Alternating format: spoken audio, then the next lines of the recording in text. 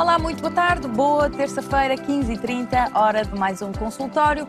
Hoje vamos falar sobre implantologia ao nível da medicina dentária, recordar aquilo que hoje em dia é possível fazer recorrendo ao tratamento com implantes dentários. Vamos também ter a oportunidade de falar sobre hemorroidas, algo que afeta muitos portugueses e que afeta milhares de pessoas em todo o mundo. Vamos saber como é que anda esta patologia, ao nível dos tratamentos, as últimas novidades, e vai poder tirar as suas dúvidas esta tarde no âmbito da especialidade de cirurgia geral. Na terceira parte do consultório, como é habitual, abrimos a nossa linha telefónica, por isso não deixe de aproveitar.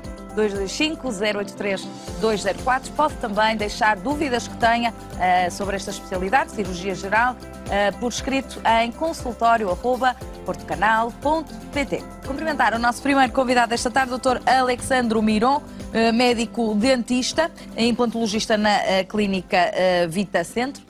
Muito boa tarde, já não é a primeira vez que nos visita. Recordar que o Dr. Alexandre é de que nacionalidade? Moldavo. Mas tem um português muito acima da média. Portanto, vamos aqui conversar naturalmente à vontade. Recordar, antes de mais, o que é a implantologia, porque muito se fala hoje em dia e às vezes as pessoas perdem-se nas palavras e não associam bem os conceitos. Portanto, o que é um implante e o que é o tratamento por implantologia? Olá, antes de mais, boa tarde. O que é um implante e o que é implantologia? Ora bem, um implante é nada mais, nada menos do que uma das partes, um dos componentes, para podermos chegar ao resultado final que as pessoas procuram, que é um dente ou uma reabilitação. Um implante é como se fosse uma fundação, uma base, para depois se poder construir algo em cima, algo sobre ele. Na sua forma, simplificando, é como se fosse um prego, não é? Certo. Vamos dizer assim, porque muitas vezes o que as pessoas acham é que a um implante corresponde àquilo que nós vemos como um dente, e não é bem assim, por isso é que às vezes também há tratamentos que não precisam de tantos implantes assim, mas já lá iremos. Implantologia é algo que teve muitos avanços nos últimos tempos. Vamos, de uma forma geral, perceber que avanços foram estes e quando é que se aplica este tipo de tratamento? Ora bem, efetivamente simplificando, poderemos associar um implante a um prego, um parafuso, que é um parafuso, exatamente. Essa é a palavra mais... É uma melhor mais associação exata. Com parafuso, porque acaba por enroscar ou engrenar no osso, para depois o osso poder agarrar ou integrar esse implante, para depois ele poder ser utilizado, para ele depois poder ser ativado. Como estava a dizer, e bem, nem sempre um implante corresponde a um dente. Por exemplo, em caso de reabilitações totais, não é necessário colocar um implante por dente ausente, e poderemos ir buscar soluções com 4, com 6 implantes para toda uma arcada, para toda uma maxila, para toda uma mandíbula. Muito bem, portanto, dentro da medicina dentária é uma área que tem tido avanços extraordinários. Tem tido muitos avanços, desde a sua gênese, nos anos 70. Esta área tem vindo a desenvolver e a crescer muito, e em especial nos últimos 10, 20 anos, não é?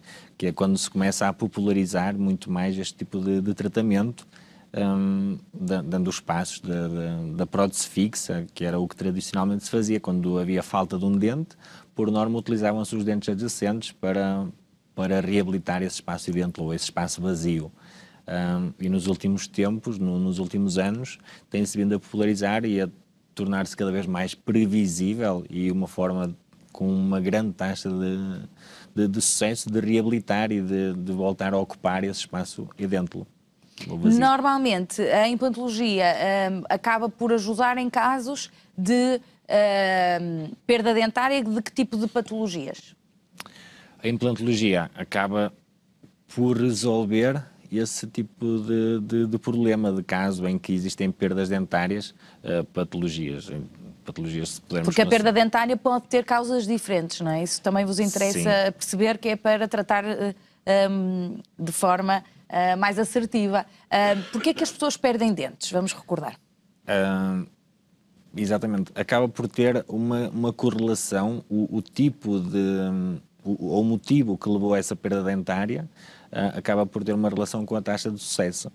Se tivermos um paciente em que, por motivo de trauma, imaginamos que estava na rua, caiu ou teve um tombo ou alguma coisa, perdeu esse dente ou fraturou, em princípio, se tiver toda uma dentição saudável e apenas aquele elemento tivesse sido perdido, fraturado ou evolucionado, é muito previsível voltar a colocar e a voltar a recuperar esse elemento.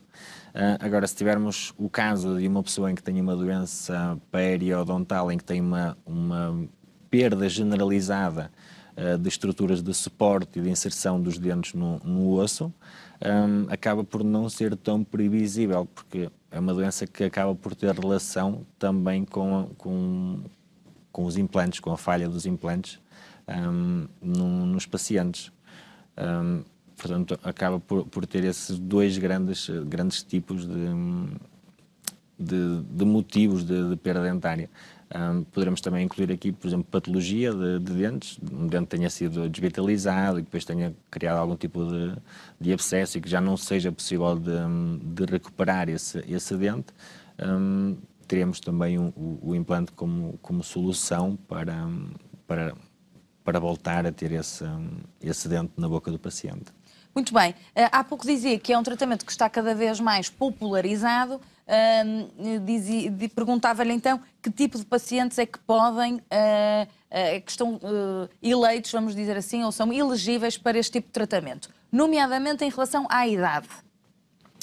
Há uma idade mínima? Não há idade mínima? Ora bem, o tipo de paciente. Idealmente, se nos fosse possível escolher o paciente que nos entra no consultório e nos pede para colocar o implante, escolheríamos sempre alguém acima dos 30 a 35 anos. Porquê? Porquê? Porque garantidamente já terminou o crescimento. A pessoa, a partir dessa idade, em teoria ou em princípio, já não irá ter um muito maior crescimento. Portanto, ali o desenvolvimento dentário é quando atinge assim ali o seu desenvolvimento. Atingimos antes, não é? Atingimos antes, terminamos antes de fazer um crescimento, mas a partir dessa idade estamos muito... Em princípio não haverá grandes alterações, ok? É quando tudo está mais estável. Certo. Qual é a outra vantagem que temos com alguém com mais idade ou numa idade mais... um adulto? Qual é a vantagem de termos um implante no adulto? É também os comportamentos, a parte comportamental. É muito menos provável termos um comportamento de risco em alguém com mais idade do que em alguém mais novo. Alguém com 25 anos, ou com 23 anos, ou com 22, está muito mais predisposto, ou não que isto seja uma condição, não é? Mas está muito mais sujeito a um comportamento mais de risco, não é? Tem sempre a parte da aventura, ou de estar a fazer várias atividades, inclusive desportivas, que poderão levar a um maior impacto, a uma maior imprevisibilidade do tratamento. Por norma, uma pessoa com mais idade teremos uma garantia ou um maior descanso, porque a pessoa não está tão sujeita a este tipo de atividade ou de... tratamento, não é? Agora, como é que vocês avaliam esta capacidade do paciente estar elegível ou não para colocar implantes? Ou seja, o que é que vocês socorrem, de que meios de diagnóstico vocês dispõem hoje em dia para avaliar se aquele paciente pode ou não ter este tipo de tratamento? Ora bem, para um paciente ser elegível para um implante, nós conseguimos colocar implantes em algumas condições, não é? Primeiro, precisamos de ter uma quantidade mínima... Há ali condições que têm que estar reunidas, não é? Senão não conseguem trabalhar. Exatamente. O que é que acontece? Nós precisamos de ter condições mínimas reunidas, como, por exemplo, uma quantidade mínima de osso para se poder colocar um implante de forma... não é só colocá-lo, mas é ficar lá Ele tem que ficar estável, não é? Ficar estável, não adianta ficar lá colado e depois a pessoa na sua vida normal sair, não é? ter algum tipo de problema. Ou seja, nós queremos ter sempre um implante com uma abundância ou com uma quantidade mínima de osso à volta, cerca de 2 milímetros para todos os lados. Se não for conseguido atingir isso, necessitamos de ir a tentar crescer ou ter esse osso à volta. O que estava a perguntar também, pacientes... Vocês conseguem ver o nível ósseo de que forma?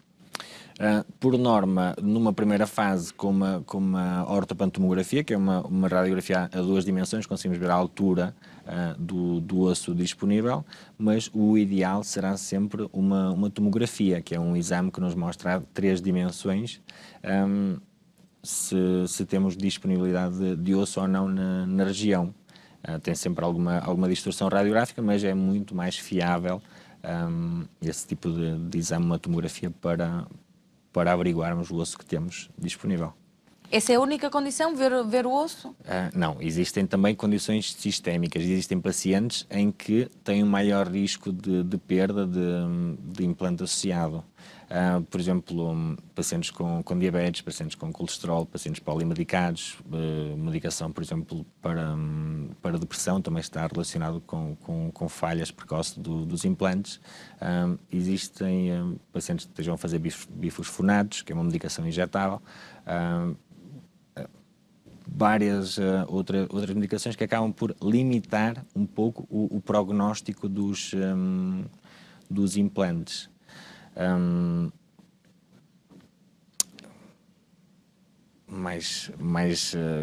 Que lhes estava aqui a contar. Nesses pacientes, dependendo da patologia, por exemplo, num paciente com diabetes ou num paciente com colesterol, não é que seja impossível de fazer uma reabilitação com implantes, mas acaba por ter um maior risco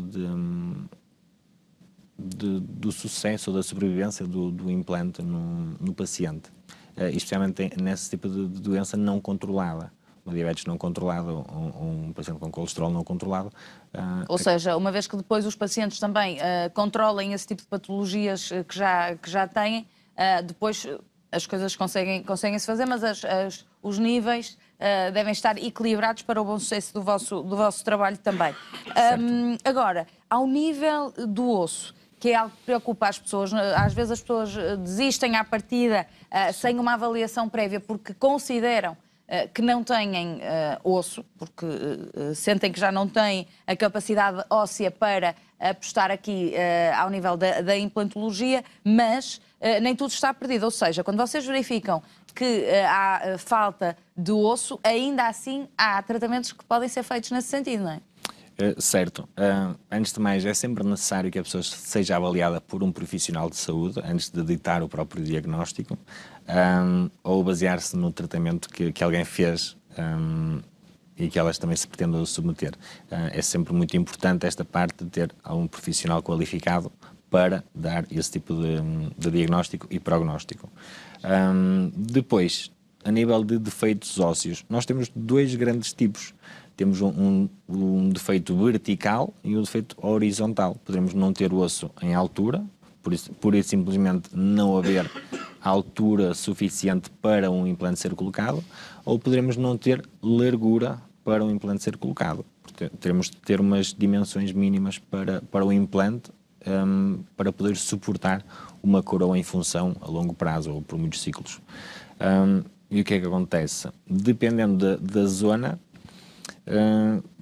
por norma, este tipo de regeneração ou de crescimento de osso, de neoformação óssea, acaba por ser previsível. Por exemplo, em maxila posterior, nós, por norma, utilizamos uma técnica que é a elevação de seio, em que conseguimos ir buscar bastante altura de osso para o implante ser colocado. E com muita previsibilidade, com uma taxa de sucesso bastante grande. Fazemos isto recorrentemente para conseguir colocar implantes nessa zona. Portanto, este tipo de pacientes também podem ter expectativas e ter esperança em voltar a ter a cavidade oral na sua função máxima, não é? Porque não estamos a falar só de estética, estamos também a falar de função, não é?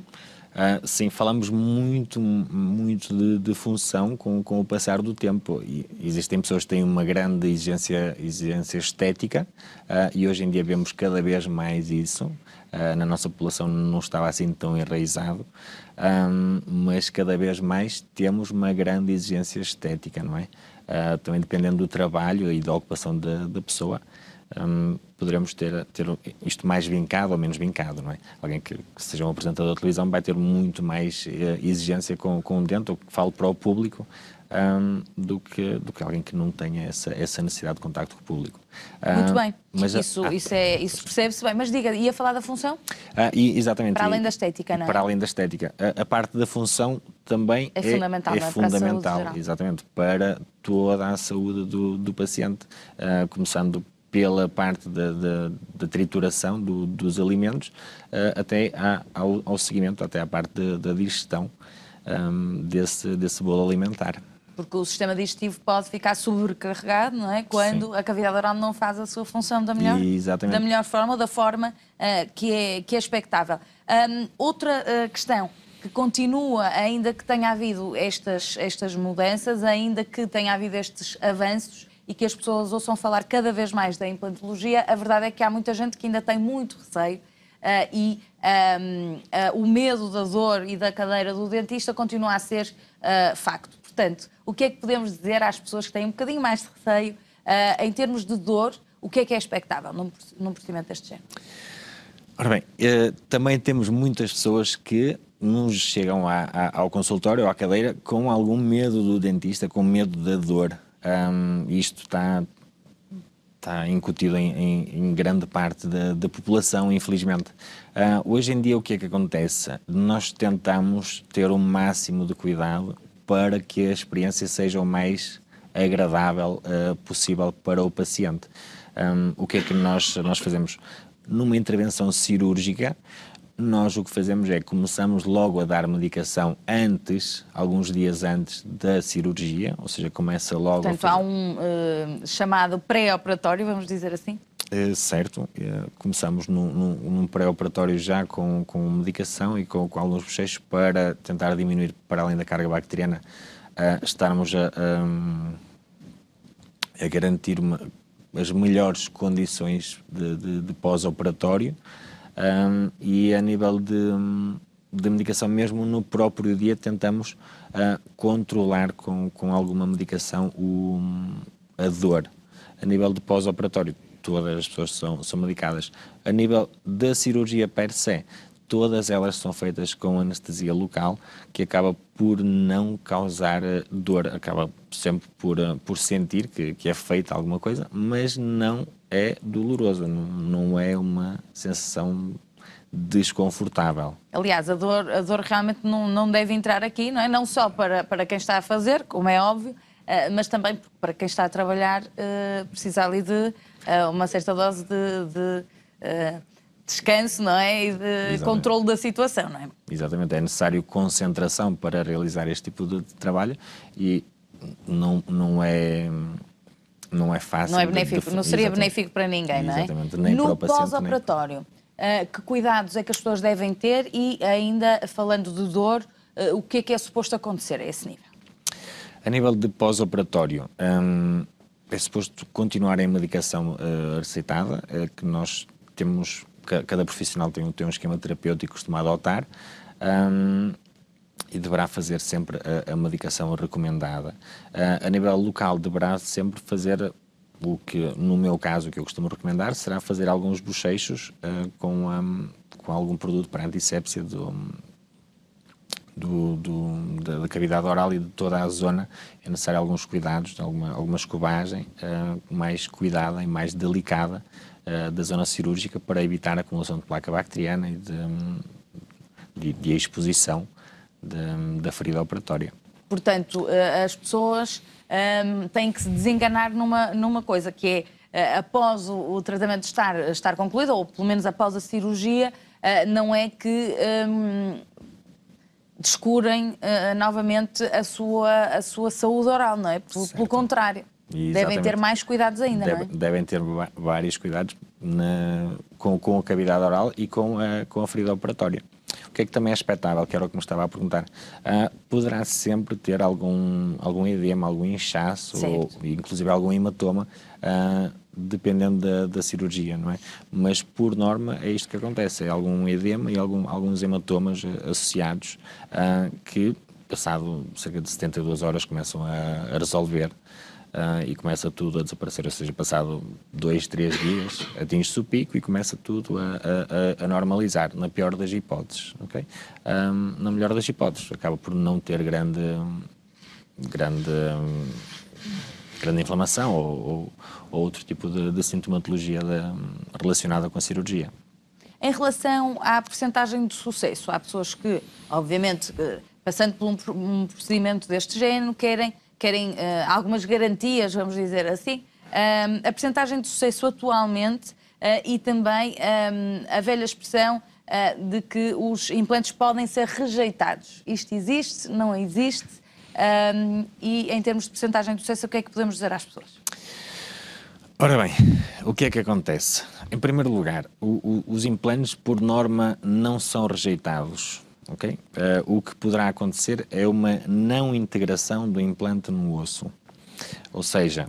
São coisas totalmente diferentes, não é? Quando utilizamos a palavra rejeição, está um bocadinho desajustada da realidade daquilo que se passa, não é? O que a palavra rejeição normalmente implica é uma resposta autoimune que vai levar à rejeição, à expulsão daquele corpo estranho.